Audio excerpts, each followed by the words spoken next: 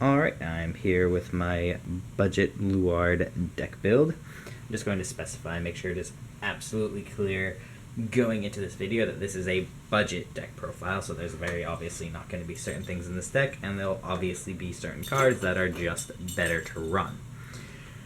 But without further ado, let's go ahead and go on with the profile. So first, we run the good old Promising Knight David as our Forerunner. Still a solid card. I like him just for his go ahead and count for 2 things on the field when you're looking to sack units, since your primary vanguards in my particular budget deck still require that 2 cards or 2 unit sack. So good to have, especially for that first turn or geyser. As far as trigger lineup, pretty straightforward. We are running 8 crit. Pretty straightforward. Going for cheapest option, so all just regular crits, nothing fancy about them. Just want to have 8 of them. And then we're running 4 draw triggers. Particularly want to run Howl Owl from the Legend/Trial deck, just because he can go in the soul to give you a 3k, but really it's all about that soul charging, which this deck desperately needs, even if you're not running like Drag Driver Luard. So, run 4 of that. More for the soul charging than anything else, to be perfectly honest. And then we have just your 4 typical heal triggers, because heal triggers are just nice to have, thanks to G-Guardians. Pretty straightforward. Nothing fancy in that zone. Next we have the grade 1 lineup. We are doing 3 of the new Abyssal Owl.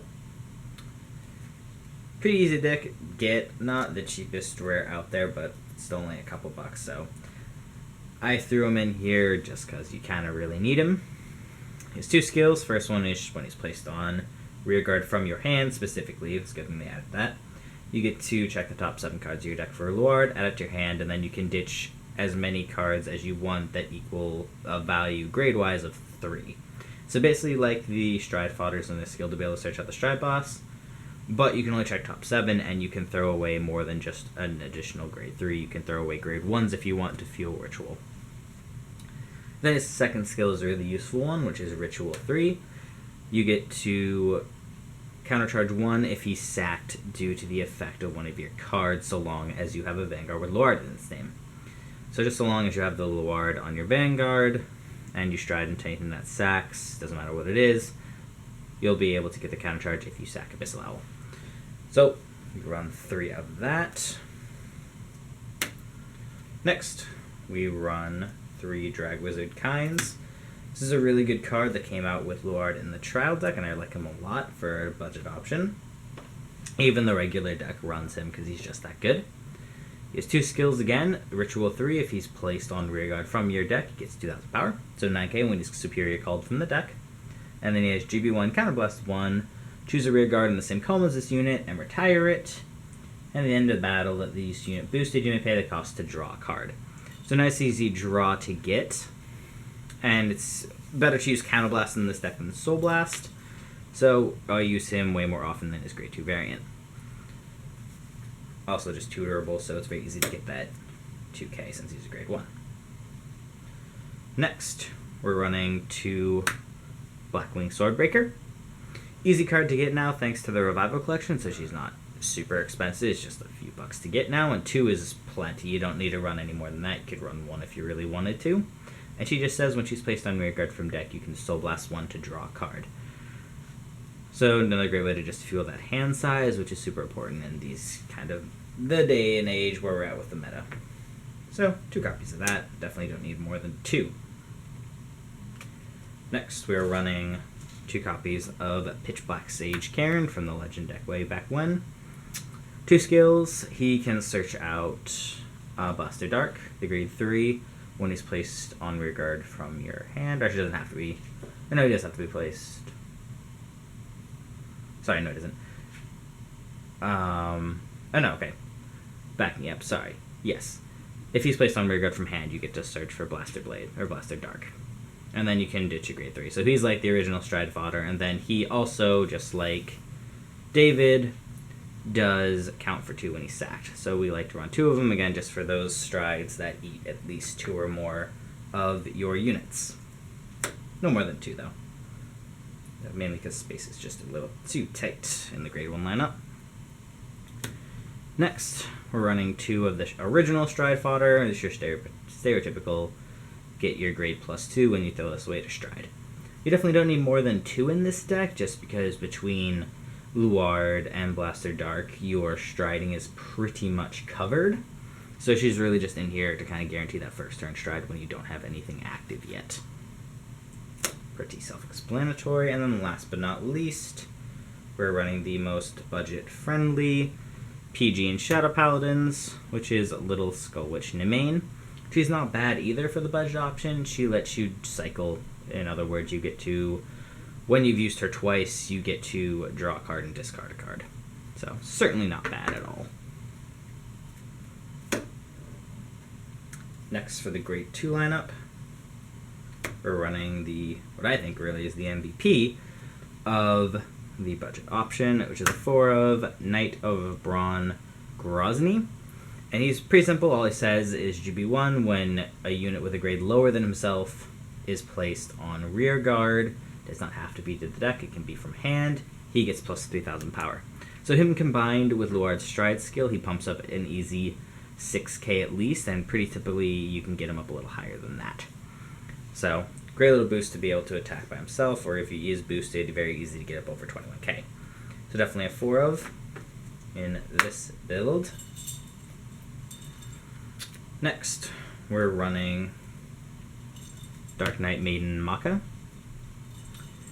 Definitely in here as the stand-in for Morfessa. You would just switch her out for Morfessa, but again, budget, so we don't like Morfessa. She's just the on-booster for Shadow Paladins. If she attacks, you can counterblast 1, and she is boosted. You can search for run grade 1, call it to rear guard. So nice, easy, extra attack or extra utility, depending on what you need and want for that. And then to round out the grade 2s, we're running a 3 of Dread Wizard Lafale, something like that. 2 skills. Act once per turn, Soul Blast 1. Generation Break 1. Choose one of your rear guards in the same column as this unit and retire to draw a card. So same as Kynes, except he's Soul Blast instead of Counter Blast, which even in deck without Drag Driver, like I said before, Soul is just a little too tight. So I rarely use his skill, I'll just use Kynes instead. And then he just has GB3 when he attacks, or not GB3, sorry, Ritual 3. When he attacks, he gets 2,000 power, so he is an 11k beater when you're on Ritual 3. The main reason why we run him. Again, just to have the nice number. And then finally, for the main deck, we're running the obvious 4 of Dragheart Luard. This is obviously not a budget option. I just got super lucky with my trial decks, so I happened to get one. You can very easily just run 4 of the common Luard, which is pretty cheap to get. But he's your boss. He's an excellent card. Ritual 3, you can put 2 normal units from your drop zone back into your deck at the beginning of the ride phase, which is important to be able to just ride for free. That makes it so you can't use him, obviously, the first turn you ride to grade 3. But then after that, you never have to worry again. And then his stride skill is also super good. You just counterblast 1, sack 1 of your rear guards to get 2 more grade 1s. Excuse me. So, that's how, like I said, you combo really well with Grozny, because you just get those 2 free 1 calls. And you can combo that into Kynes or Swordbreaker, whatever you want as far as drop power utility with Karen. So we do that as our main guy, and then to back him up, we have 3 copies of the good old Blaster Dark Diablo. Still a great card in my opinion as well. GB2, if you're striding into a unit with Blaster in its name in the stride zone, any card you throw away gets grade +3. So again, don't have to worry about striding once you're on GB2. And then if you're striding specifically into Phantom Diablo, you get to choose one of your opponent's rear guards and retire it. So between the 2 of them, you just never worry about striding. That's why there's only 7 grade 3s. That's it for the main deck. Onto the G-Zone. To start us off, we're running 2 Supremacy Black Dragon or Geyser Dragon. Love the repetition, Bushy Road. Thanks for that. He's not entirely budget, but he's definitely gotten a lot better since being printed in the Revival Collection. As you can tell, these are both Revival cards.